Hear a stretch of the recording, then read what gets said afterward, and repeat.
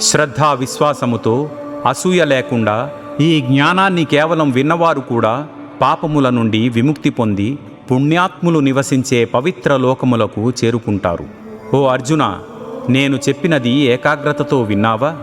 నీ యొక్క అజ్ఞానము మోహభ్రాంతి నిర్మూలించబడినవా?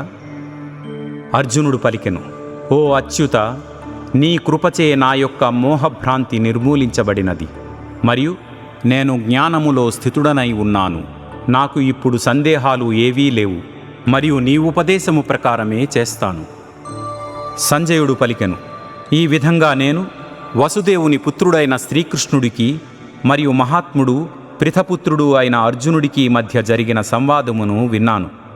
ఇది ఎంత అద్భుతమైనదంటే నా రోమములు నిక్కబొడుచుకుంటున్నాయి. వేదవ్యాసుని అనుగ్రహం చేత నేను ఈ యొక్క సర్వోత్కృష్ట పరమరహస్యమైన యోగమును స్వయంగా యోగేశ్వరుడైన శ్రీకృష్ణుడి నుండి తెలుసుకున్నాను.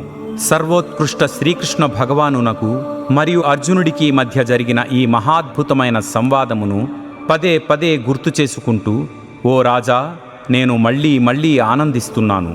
మరియు ఆ శ్రీకృష్ణుడి అద్భుతమైన మరియు ఆశ్చర్యకరమైన విశ్వరూపమును గుర్తు చేసుకుంటూ ఆశ్చర్యచకితుడనై పదే పదే మహదానందముతో పదే పదే పులకించిపోతున్నాను.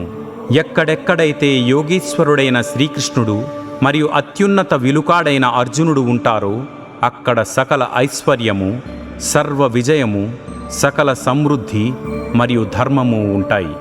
ఇది నా నిశ్చిత అభిప్రాయము.